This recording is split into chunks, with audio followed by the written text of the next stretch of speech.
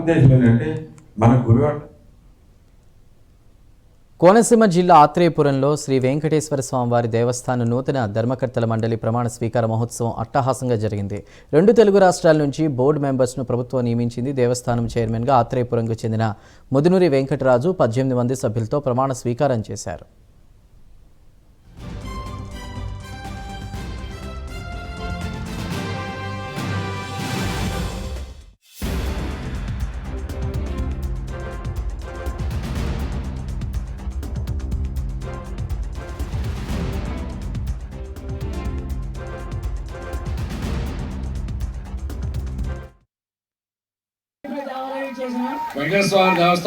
వెంకటేశ్వర దేవస్థానముకు ధర్మకర్తగా నియమింపబడి ఉన్నందున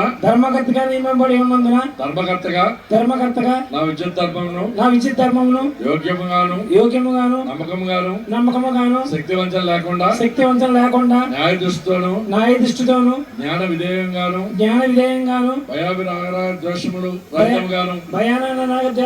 రహితముగాను పై సంస్థ యొక్క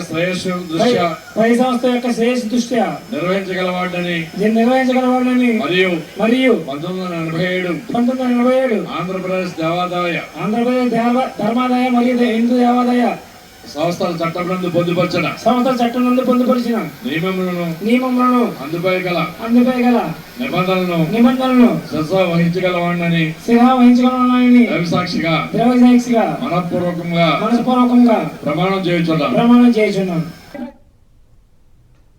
సంగారెడ్డి జిల్లా రామచంద్రపురంలో ఆర్ఎస్ఎస్ శతాబ్ది ఉత్సవాలు జరిగాయి. ఇందులో సప్తశక్తి సంఘం కార్యక్రమం జరిగింది. సరస్వతి శిశు మందిర్ పూర్వ విద్యార్థిని